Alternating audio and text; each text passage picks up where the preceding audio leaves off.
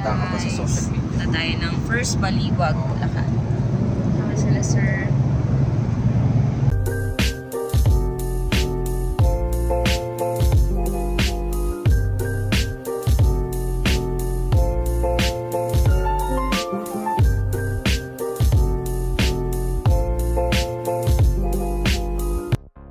Hi mga ka-First Bahay, tara mag-tripping tayo at mamaya i-update po namin kayo para sa constructions dito sa First Baliwag. So tara.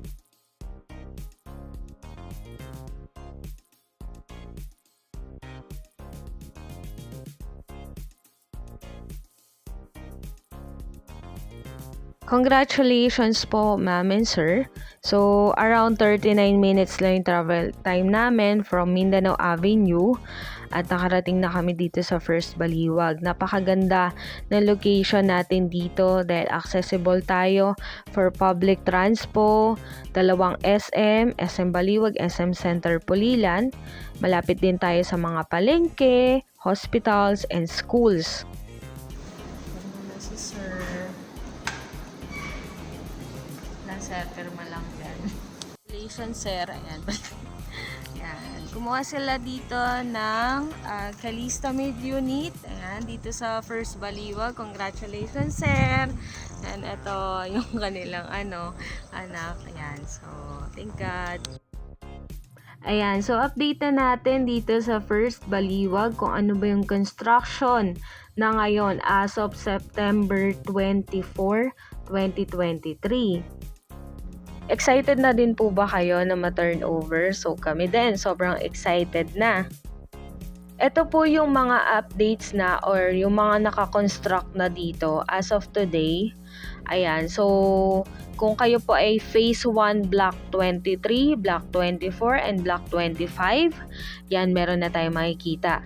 So yung Block 24 and 25, makikita nyo po dyan yung lot 1 to 4. Kaya kung kayo po ay nasa block 24, lot 1 to 4, ito na yung update for you.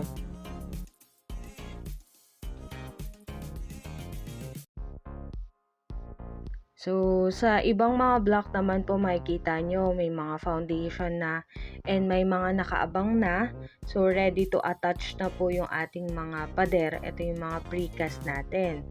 And by the way mga ka-First Bahay, yung precast wall natin, ginagawa siya sa mismong site. So mamaya makikita natin yung pinaka paggawaan niya. So hindi na siya tinatravel para hindi mag-cause na magkaroon ng crack, no? Hindi na matagtag yung ating mga pader. So yun.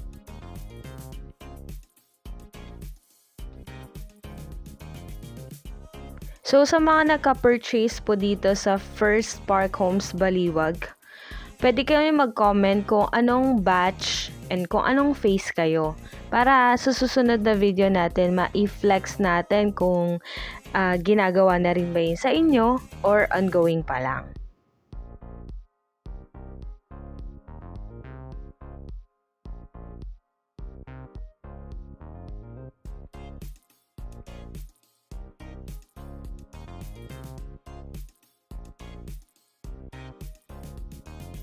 So sa mga nagbabalak po na kumuha dito ng unit sa First Park Homes Baliwag, maybe ito na yung sign para ngayon kayo mag-purchase. Okay, so last 2021 kami nakakuha dito and 1.8 lang yung na-purchase namin. Yun yung Calista Mid Unit. And as of today, ang Calista Mid Unit natin ay 2.3M. So, ibig sabihin, 500,000 ay in-increase nung property namin. So, it's a matter of time mga ka-First Bahay. Kaya, sa mga kliyente ko na nakakuha ng mas maaga, congratulations at na-beat natin yung price increase. 'Di ba? Naging tumaas agad yung ating property. So, congratulations po.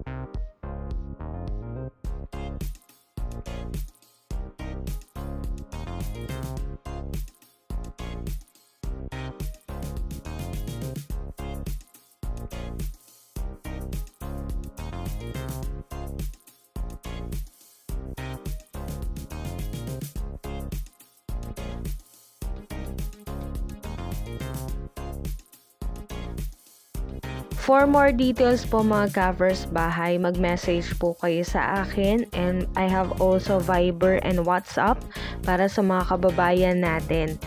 At ang ating website. Ayan. Salamat mga ka-first!